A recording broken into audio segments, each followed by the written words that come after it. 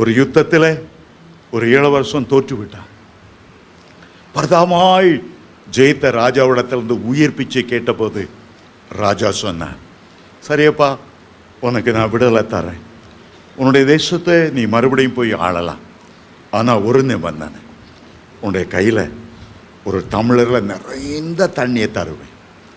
2 kilometre அந்த தண்ணியை நீ வேகமாக நடந்து அந்த கரையில் என் கையில் நீ கொடுத்துட்டியா, உனக்கு விடுதலை. ஆனால் அந்த 2 கிலோமீட்டர் தூரத்திலும் உனக்கு பின்னால் 2 கொலையாளிகள் வருவாங்க. டம்ளர்ந்து ஒரு சொட்டு தண்ணி கீழே சிந்திச்சது உன் கழுத்து அப்படியே சீவப்பட்டு போயிடும் பட்டயத்தால். அவன் என்ன செய்தான்? டம்ளரை பிடித்தான், அவன் நடக்க ஆரம்பித்தான். ஒரு பக்கம் இந்த ராஜாவை பாராட்ட ஏராளம் பேர், அவனை தூஷிக்க, இளவரசனை தூஷிக்க ஏராளம் பேர். 2 பேர் சத்தம், ஒருத்தன் விடாத நடந்து போ, அடுத்தவன் பேலியாளின் மனுஷனே, ரத்த புருஷனே, ஆச்சா பூச்சா, அவனை திட்டுறதுக்கு அருவருப்பா பேச ஒரு பெரிய கூட்டம்.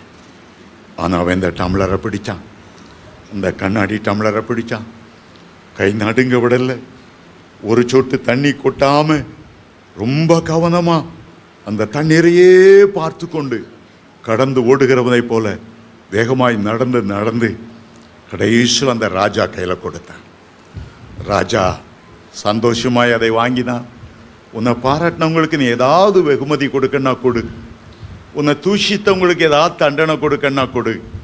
அவன் சொன்னான், என்னை பாராட்டினவங்களே நான் பார்க்கல, என்னை தூஷித்தவங்களே நான் பார்க்கல, என் ஆத்மா, என் உயிர் அந்த தண்ணீரில் தான் இருக்கிறது என்ற எண்ணத்தோடு, அதில் ஒரு சொட்டு தண்ணி கொட்டிடக்கூடாது என்ற மிக கவனமாக என் உயிரை கையில் பிடித்து நான் நடந்து வந்தேன்.